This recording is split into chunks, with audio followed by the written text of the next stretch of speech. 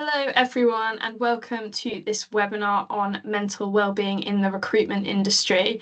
We're lucky enough today to have Andy Dunne from the Team Network joining us for a little interview style of webinar. We're just going to give everyone 30 seconds or so to filter in, but we're really pleased to have you all here today.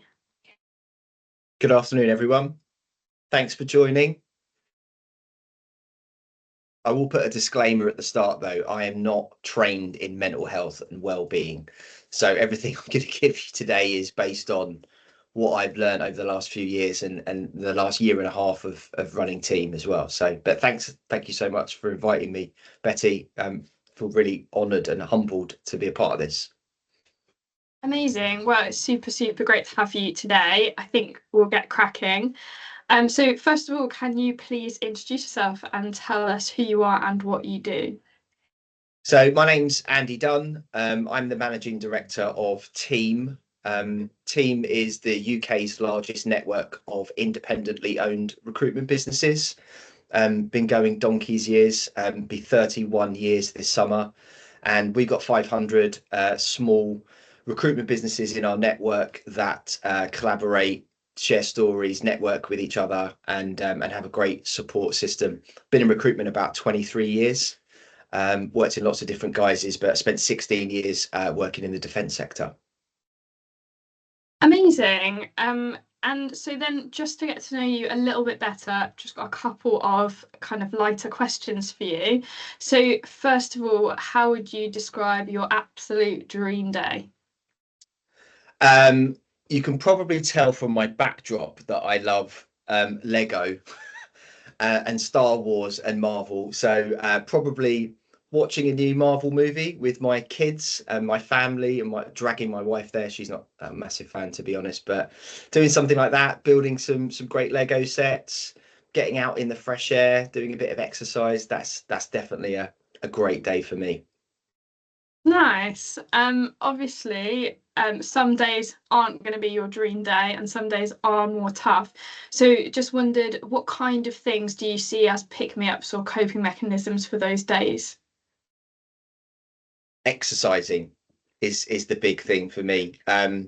Everyone has tough days all the time, right? I try to start every day with a HIIT training exercise. Been doing it for about 6 years, but I think my way of kind of finding myself every morning is to get out and do that horrible thing in the morning that I usually don't want to do at 5:30.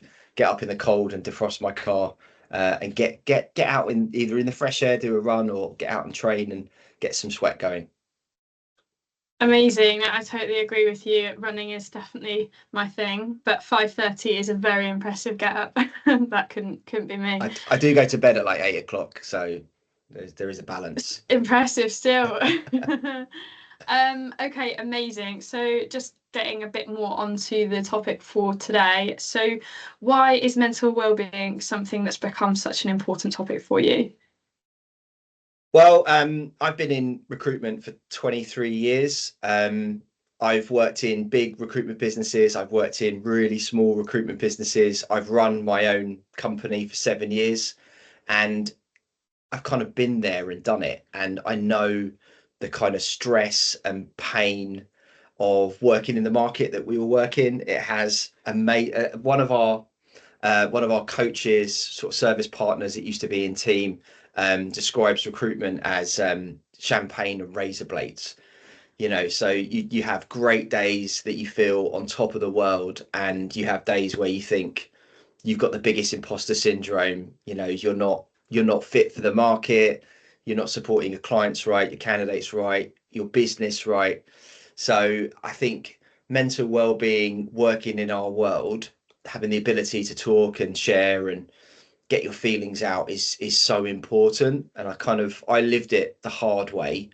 I ran my business before I really did anything about my mental health and well-being, and it was really tough for me. And obviously the job that I work in now, supporting 500 recruitment businesses in the world that we live in, it's tough. I hear it on a day-to-day basis how tough people are finding it. So it's really important to me. Amazing. That makes complete sense. And I had some experience working in recruitment industries in London, and it definitely just has such an intense, fast-paced nature. So totally agree there. Why do you think that this is such an important conversation to the recruitment industry specifically? I know you've answered that a bit already. So did you have anything to add or? Yeah, totally. I mean, I think the market can be really, really brutal. You know, we have constant rejection from clients and candidates, you know, really high pressure to perform. We live in a world of this kind of social media bubble, don't we, where we follow lots of people online that are typically only sharing their successes, you know, their great wins, like things that they're doing amazingly, that kind of that has an impact on all of us, thinking, oh, why aren't we doing this, or why am I not winning this amount of business, or closing this amount of deals, or making this amount of placements. And I think, you know, that kind of old school mentality of recruitment, of that kind of working until you've got 1% battery, your internal battery is at 1%, and you have to switch off then. I just think it's a really important conversation to have with people, like, why are they doing it? Do they enjoy what they're doing, and finding real joy in the work that they do? Yeah, yeah, definitely. And so while you're working at the team network, what do they do in terms of wellbeing initiatives and how do they get involved? I've got my shout t-shirt on, which I'll talk about in a second. But when I took this job about a year and a half ago, I thought it was really important that we tried to make some noise about mental health in recruitment. There are a few charities that are involved in the space, and I think a lot of people talk about it when it's like Mental Health Awareness Month or Mental Health Mhm. Awareness Day, and then nothing is really said for the rest of the year.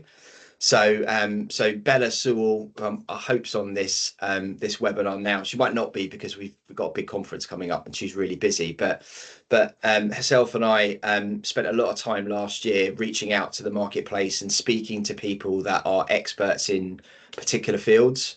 And we got them to come on board and do some webinars for all of our membership, and both our suppliers and our members. And actually, we then opened it up to people that weren't in team as well, because we thought it was a really important conversation.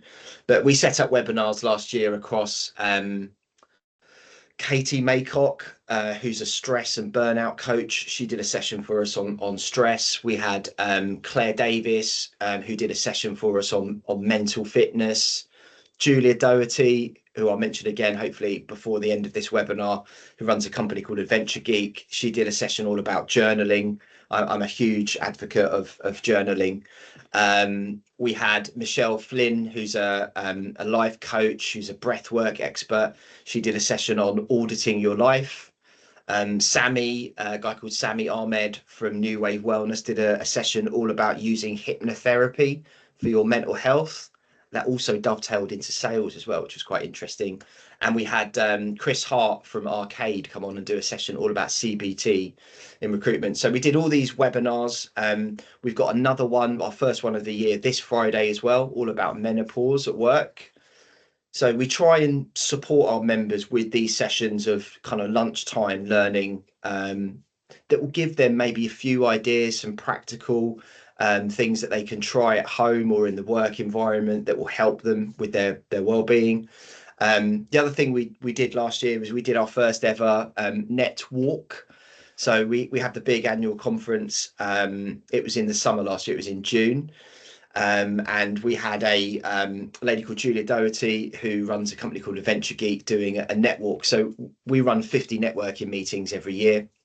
They vary from like 10 people to 65 people, usually about 3 hours long, and they usually sit down affairs. But the network was one of the best days I've ever had in recruitment, actually. So there was about 35 of us. I wore the wrong trainers. I wore a pair of Dunk Pandas. Don't do that if you're going out on a 6 mile hike.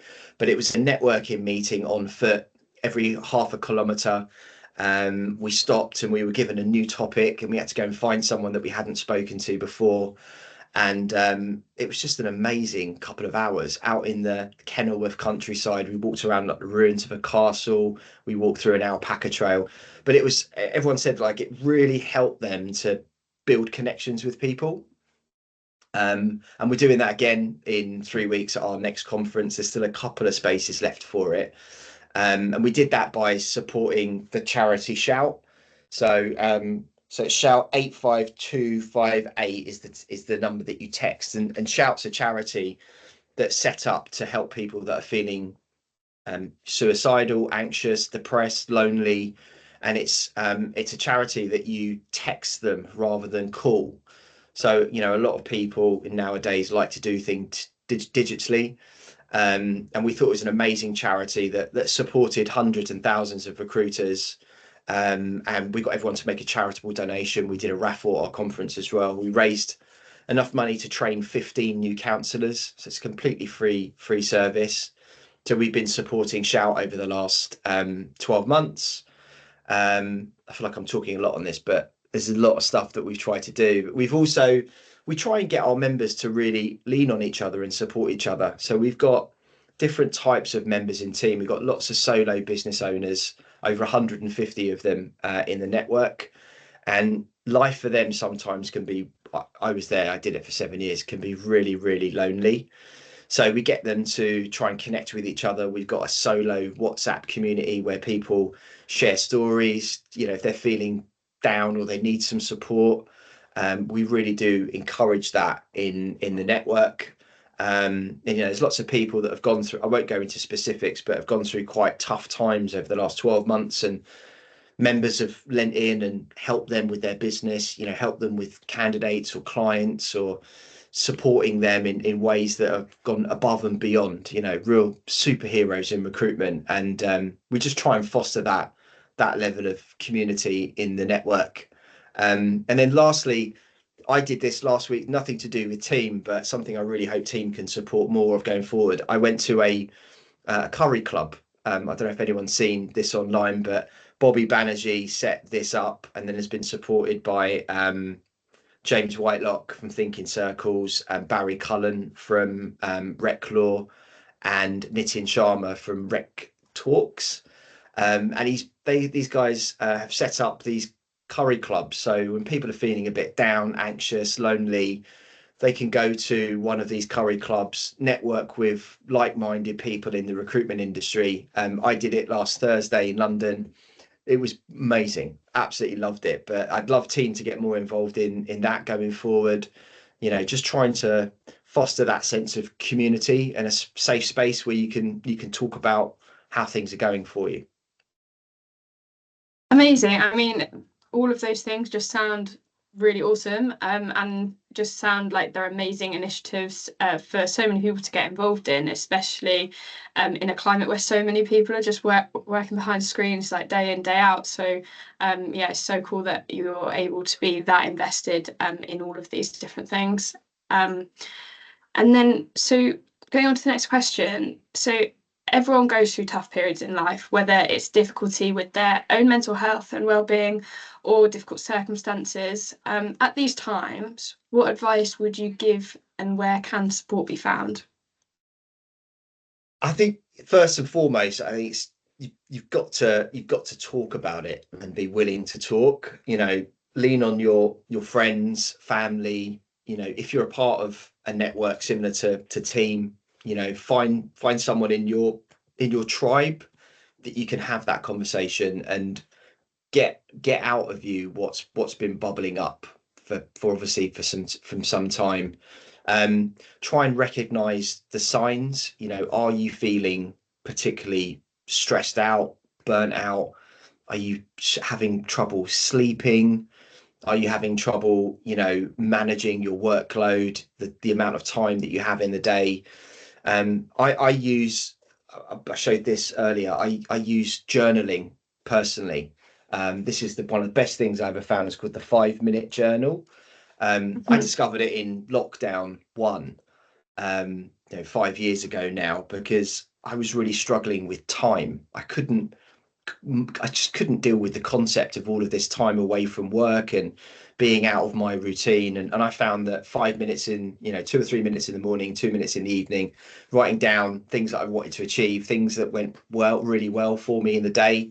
It was I've gone through quite a few of these now. They're like 12 quid, I think, on Amazon, but journaling's a great thing. I think also sort of reaching out to other areas that can give you support. You know, I mentioned Shout as the charity. You know, you could reach out to someone like that.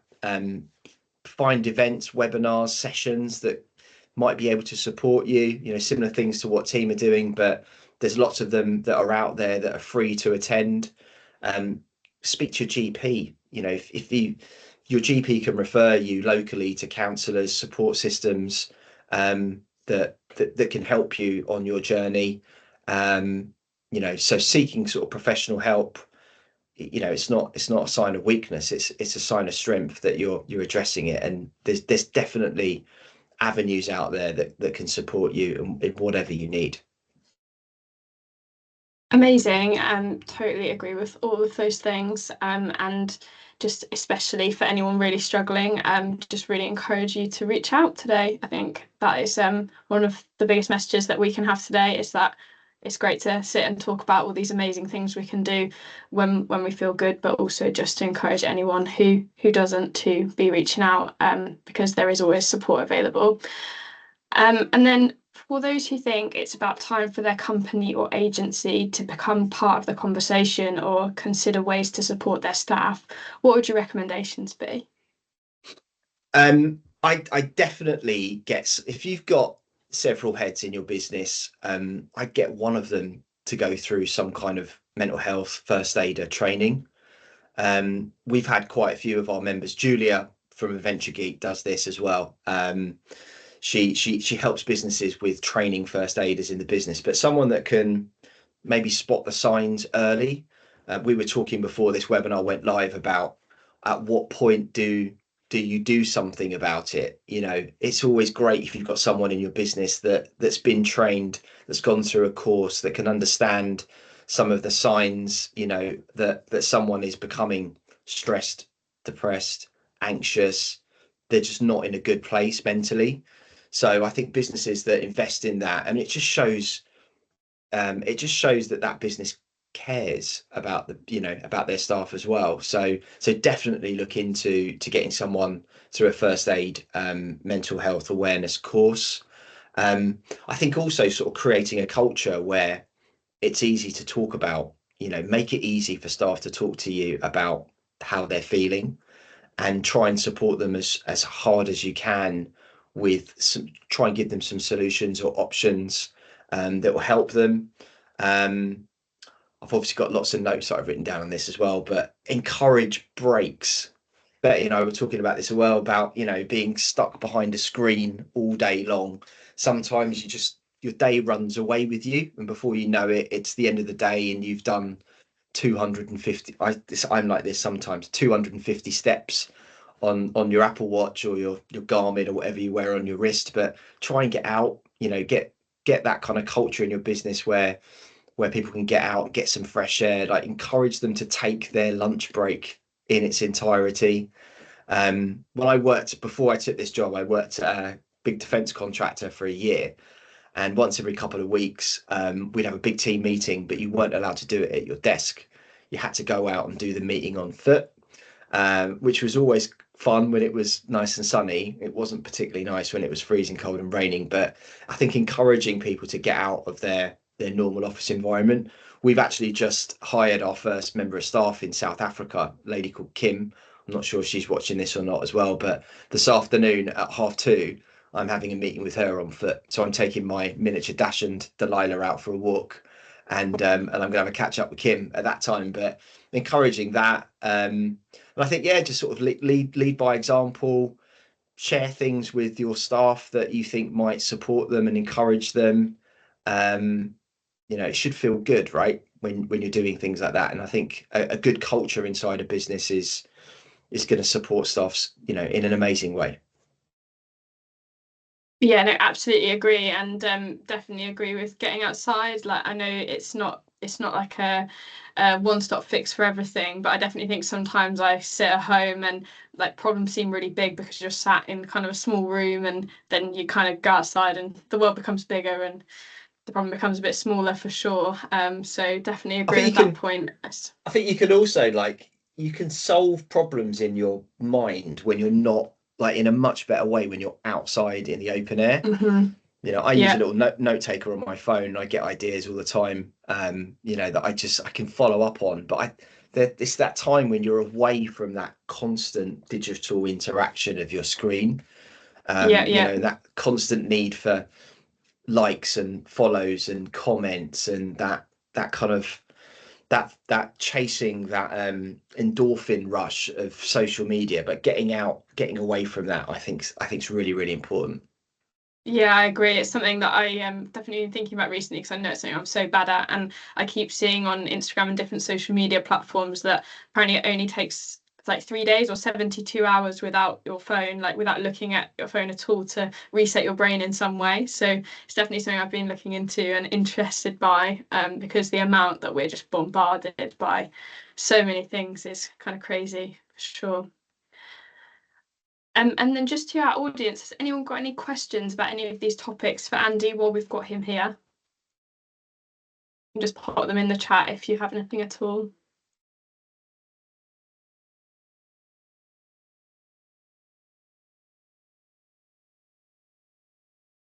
Did you have anything at all to add, or You asking should me we that one, wrap up Betty? today? Yeah, yeah, yeah.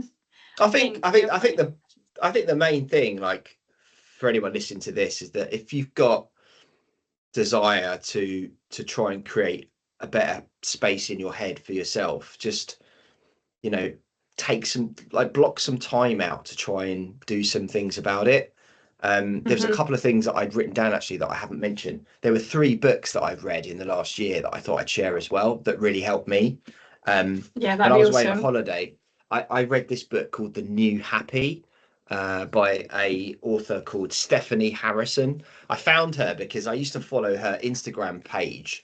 Every day it would share like graphics and images about mental health and well-being, you know, being overwhelmed or being stressed or being, and I used to love seeing those posts, and I used to share them quite a lot. And then when she brought this book out last year, I bought it straight away, and it kind of talks about that. It reflects recruitment so well, you know, that kind of old happy is what she describes as, you know, working until you're burnt out, you know, just chasing money or just chasing clients and not actually enjoying the things that make, you know, your work and your career important to you.